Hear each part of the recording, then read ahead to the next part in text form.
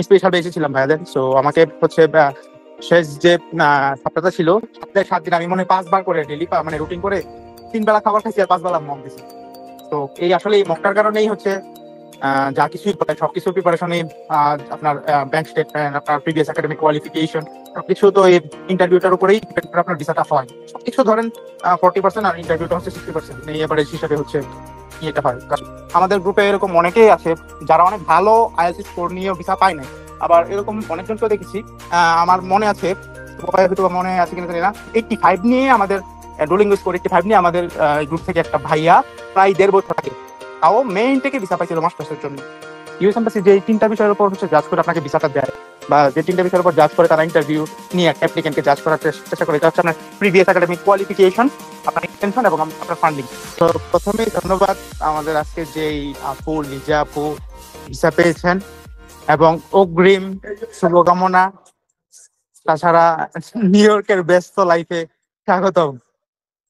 তো আজকে হচ্ছে আমার একটা কাজ ছিল ইউনির ওয়ান অফ দ্য ফেমাস একটা কলেজ, ইয়র্ক কলেজে। সো আমি ইয়র্ক কলেজে কাজ শেষ করে হচ্ছে বের হয়ে দেখি এক্সপিরিয়েন্স চলতেছে। তো হুট সময় পাই না, ব্যস্ত থাকি, হুট করে ঢুকলাম, দেখি কি অবস্থা।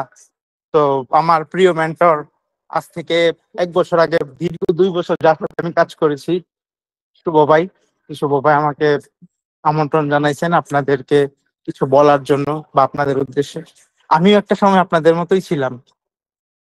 যখন ভাইয়ারা মক নিত তখন হয়তো বা ভাইয়ারা মকটা একটু বেশি নিত, মানে আমি স্পেশাল বেশি ছিলাম ভাইয়াদের। সো আমাকে হচ্ছে শেষ যে সপ্তাহটা ছিল, সপ্তাহে 7 দিন আমি মনে হয় 5 বার করে ডেলি মানে রুটিন করে 3 বেলা খাবার খাইছি আর 5 বেলা মক দিছি।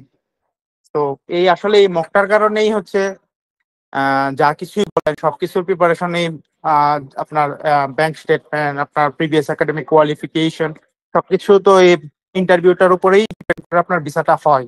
সবকিছু ধরেন 40% আর ইন্টারভিউটা হচ্ছে 60%, এই এভারেজ হিসাবে হচ্ছে ইয়েটা হয়। কারণ আমি হচ্ছে ইউএস এম্বাসির সাথে বিগত 1 বছর কাজ করেছি এবং বর্তমানেও কাজ করছি এডুকেশন ক্যাম্পাস অ্যাম্বাসেডর হিসাবে এডুকেশন ইউএসএ নেটওয়ার্কে ফ্রম ইউনিভার্সিটি অফ ব্রিজপোর্ট। সো ব্রিজপোর্ট ইউনিভার্সিটিতে যদি কেউ আসেন ইনশাল্লাহ দেখা হবে। এই বছর ফলের জন্য আমি ব্রিজপোর্ট ইউনিভার্সিটিতে সাউথ এশিয়ান রিজনের হচ্ছে আপনার ইন্টারন্যাশনাল রিক্রুটমেন্ট এন্ড আউটরিচ হিসাবেও ভলেন্টিয়ার হিসাবে কাজ করতেছি। অলরেডি আমার ভ্যাকেশন চলতে, বাট আমি আমার ফ্রি টাইমটা ওয়ার্ক এট হোম কাজ করি। সো এখানে হচ্ছে আপনার ইউএস এম্বাসি যে 3টা বিষয়ের উপর হচ্ছে জাজ করে আপনাকে ভিসাটা দেয়, বা যে 3টা বিষয়ের উপর জাজ করে তারা ইন্টারভিউ নিয়ে একটা অ্যাপ্লিকেন্টকে জাজ করার চেষ্টা করে, এটা হচ্ছে আপনার প্রিভিয়াস একাডেমিক কোয়ালিফিকেশন, আপনার ইন্টেনশন এবং আপনার ফান্ডিং।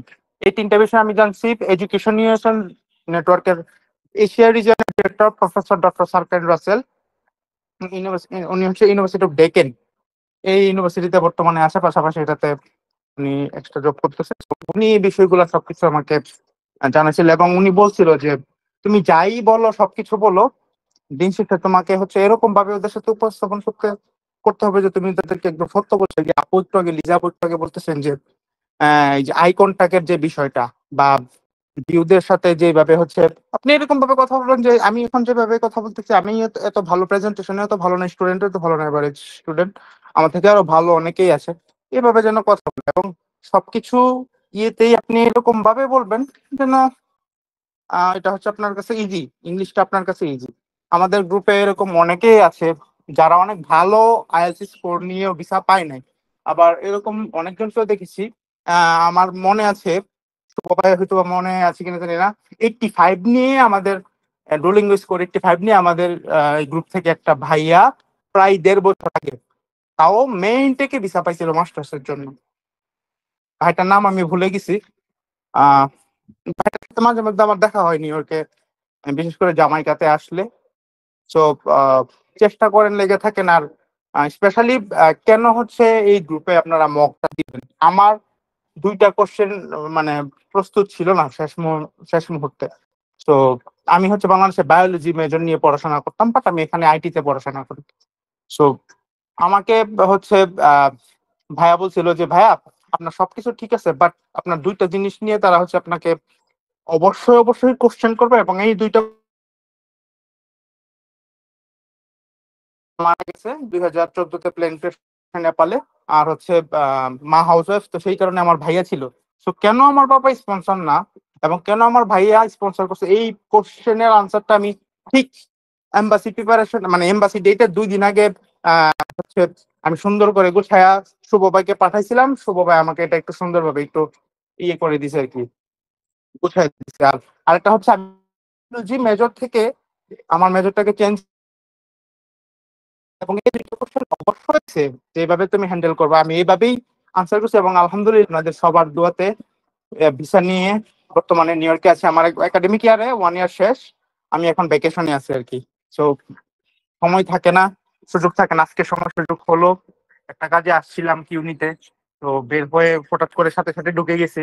হ্যাঁ, তো ভাইয়াও বললো জয়েন করার জন্য। সো আমার ক্ষুদ্র অভিজ্ঞতা যতটুকু এই গ্রুপের উদ্দেশ্যে স্পেশালি প্রিপারেশনের ক্ষেত্রে বলার ছিল তো বললাম। আর ইউএসএ তে আসেন, অনেকেই অনেক কিছু বলবে। এই যে একটু আগে আপু বলছে যে হচ্ছে কি যেন ইউএস সিটিজেনের সাথে বিয়ে দিবে। আমি কাউকে ছোট করতেছি না। ইউএসএ 3 ধরনের মানুষ নিজের যোগ্যতা নিয়ে আসে, একটা হচ্ছে স্টুডেন্ট, একটা হচ্ছে J1 ভিসা, একটা হচ্ছে যারা EB2 NIW national interest weber নিয়ে যারা আসে। এই 3 ক্যাটাগরির লোক মাত্র নিজের যোগ্যতায় আসে। এছাড়া যত ক্যাটাগরি আছে সব ক্যাটাগরি আমরা বাঙালি ভাষায় বা আমরা স্টুডেন্টরা বলি ঝুলানো ভিসা আর কি। তো আমি খারাপ করতেছি না, এটা আমরা মজা করে বলি আর কি। সো আসেন, এখানে অপরচুনিটি অনেক আছে। যারা প্রকৃতপক্ষেই পড়াশোনা করতে চান আপনাদের জন্য হচ্ছে মানে ওপেন।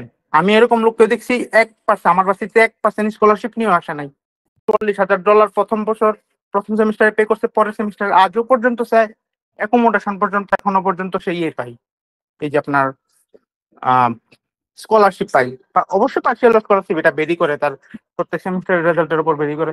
তো আপনি আসেন, চেষ্টা করেন, শিখার চেষ্টা করেন।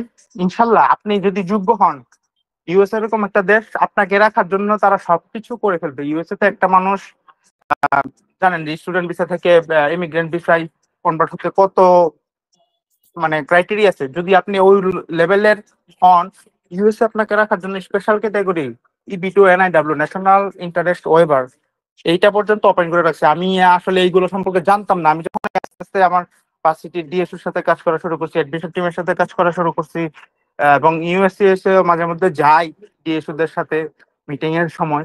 সো যাচ্ছি, শিখছি, কোশ্চেন করতেছি, জানতেছি, ভালো লাগতেছে। তারা খুব সুন্দর করে আমাদেরকে উত্তর দিতেছে। সো অপরচুনিটির অভাব নাই, আসেন ইনশাল্লাহ।